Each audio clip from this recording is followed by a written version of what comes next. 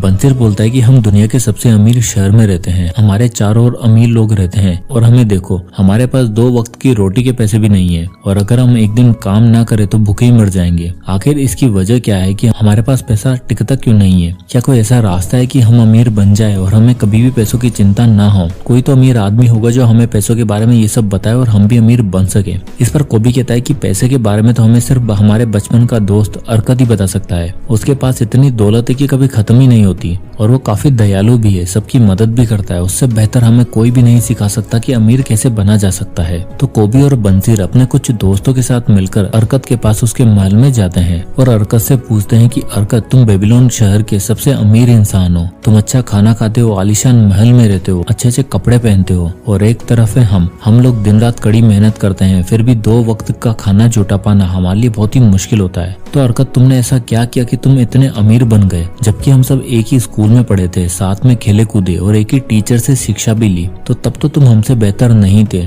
तो क्या सिर्फ अच्छी किस्मत की वजह से तुम इतने अमीर बन गए और हमारी किस्मत अच्छी नहीं थी इसलिए हम गरीब रह गए क्या? इस पर अरकत कहता है कि देखो, किस्मत किसी का भी भला नहीं करती। किस्मत से हो सकता है कि तुम्हें एकदम से बहुत सारा पैसा मिल जाए, बट अगर तुम पैसों के नियमों को नहीं जानोगे तो ये सारा पैसा कुछ ही दिन में गायब हो जाएगा। तो किस्मत से कुछ नहीं होता, तुम्हें पैसों के नियमों को जानना जरूरी है, जो मुझे आज से कुछ सालों पहले अल्कमिस्ट नाम के एक आदमी ने बताए थे। क्या तुम उन नियमों को जानना चाहते हो? तो इस पर अरकत के दोस्तों ने कहा कि हाँ, हमें भी पैसों के नियमों को बताओ जिससे हमारी भी गरीबी दूर हो सके। तो अरकत उन्हें पैसों के 6 नियमों के बारे में बताता है और दोस्तों 4th और 6th रूल तो मेरा फेवरेट है, उसे तो आप बिल्कुल मिस मत करना। तो चलिए, रूल नंबर 1, अपने पर्स को मोटा करना शुरू करो। अरकत अपने दोस्तों को बोलता है कि तुम जितना भी कमाते हो, सबसे पहले तुम्हें अपनी कमाई का एक हिस्सा अपने लिए रखना है। उस पर अरकत के दोस्त बोले कि एक हिस्सा क्या, पूरी कमाई ही हमारी होती है? इस पर अरकत बोला कि क्या तुम दर्जी को कपड़े सिलने के लिए पैसे नहीं देते हो क्या? सब्जी वाले को सब्जी के लिए पैसे नहीं देते क्या? मोची को जूते बनाने के लिए पैसे नहीं देते क्या? तो उस पर अरकत के दोस्त बोले हाँ। तो अरकत बोला, फिर तुम खुद के लिए नहीं, उन लोगों के लिए काम कर रहे हो। तुम दुनिया में सबको पैसे देते हो सिवाय खुद के,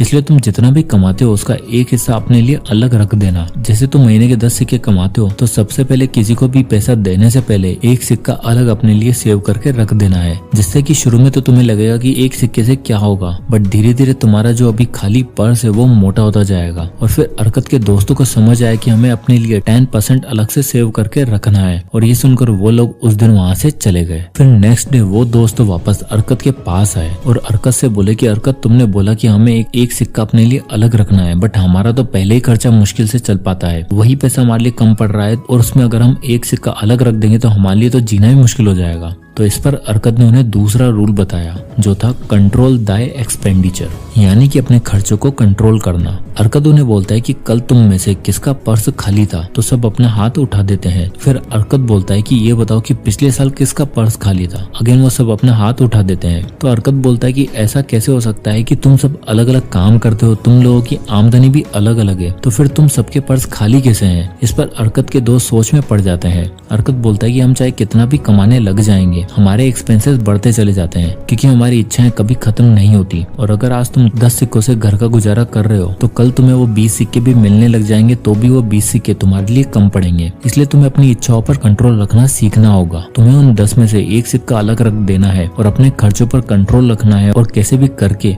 बाकी के 9 सिक्कों से अपना गुजारा करना है। और इस बार एक अलग चीज ये होगी कि तुम सारे 9 सिक्के तो खर्च कर दोगे, बट इस बार तुम्हारे पास एक सिक्का सेव हो जाएगा। और ये सुनकर अरकत के दोस्त चले जाते हैं और तीसरे दिन उसके पास आते हैं। तो अरकत उन्हें पैसे का 3rd रूल बताता है जो है मेक दाय गोल्ड मल्टीप्लाई, यानी कि अपने पैसों को मल्टीप्लाई करना। अरकत अपने दोस्तों को बोलता है कि जब आप अपनी आमदनी का 10वां हिस्सा बचाने लग जाओगे और अपने खर्चों को कंट्रोल करना सीख जाओगे, तब आप देखोगे कि आपका बटुआ मोटा होने लगा है। तब आपको ये सोचना है कि अब आपको कैसे अपने पैसों से मेहनत करवानी है, यानी कि उन्हें कैसे काम पर लगाया जाए ताकि पैसे से पैसा बनाया जा सके। अरकत ने जब अपना पैसा बचाना सीखा था तो उसने अपने पैसों को एक ढाल बनाने वाले को दे दिया था जो बदले में उसे हर महीने ब्याज देता था। तो अरकत का पैसा दिन ब दिन बढ़ता जा रहा था। अरकत बोलता है कि आपकी वेल्थ आपके पर्स में पड़े रहने से नहीं बढ़ती है, आपकी असली वेल्थ तो इन्वेस्टिंग से बढ़ती है। जब आप अपने पैसों को काम पर लगाते हो, हर इंसान यही चाहता है कि वह अपने पैसों को काम पर लगाए, जिससे कि वो काम नहीं कर रहा हो, आराम कर रहा हो, तब भी उसका पैसा बढ़ता रहे।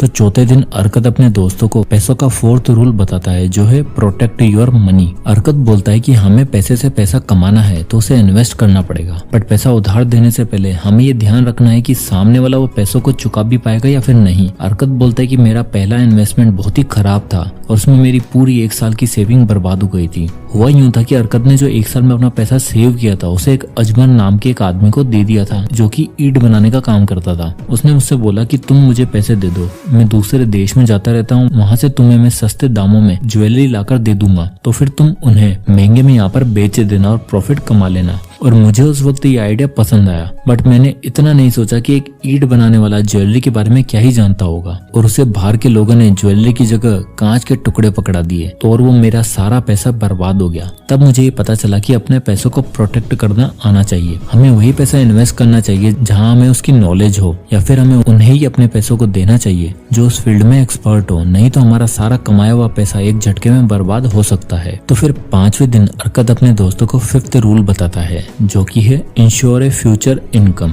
यानी कि अपने फ्यूचर को सिक्योर करने के लिए पैसा जमा करना। हर इंसान जवानी से बुढ़ापे की तरफ जाता है और आज वो जितना काम कर रहा है बुढ़ापे में वो इतना काम नहीं कर पाएगा, तो उसे रिटायरमेंट के लिए या अपने बच्चों के लिए पैसा जमा और इन्वेस्ट करना आना चाहिए ताकि उनका और उनके बच्चों का फ्यूचर सिक्योर हो सके। अब दोस्तों, पुराने जमाने में लोग सोने के सिक्कों को जमीन में गाड़ कर रख देते थे जिससे कि फ्यूचर में जब जरूरत पड़े तो वो उन सोने के सिक्कों को निकाल कर काम में ले सके। बट आज के टाइम पर अगर आप अपने घर में पैसे छुपा कर रख देते हो तो इन्फ्लेशन की वजह से उसकी कीमत और कम हो जाएगी और आप उन्हें री इन्वेस्ट करने की अपॉर्चुनिटी भी खो दोगे। तो आज के टाइम पर हमारे पास बहुत सारे ऑप्शन है जिससे हम पैसों का इन्वेस्ट कर सकते हैं, जैसे कि आप किसी भी स्टॉक्स में पैसे इन्वेस्ट कर सकते हो, गोल्ड खरीद सकते हो, या फिर आपके पास ना तो इतनी एक्सपर्टीज है कि कौन सा स्टॉक्स पिक करें या फिर उसके रिसर्च के लिए टाइम नहीं है, तो आप सीधा म्यूचुअल फंड या फिर इंडेक्स फंड में इन्वेस्ट कर सकते हो, जिससे आपका पैसा कंपाउंड होता रहेगा और आपका भी फ्यूचर सिक्योर रहेगा। अब 6ठे दिन अरकत अपने दोस्तों को लास्ट और 6th जो सबसे इम्पोर्टेंट रूल है वो बताता है जो कि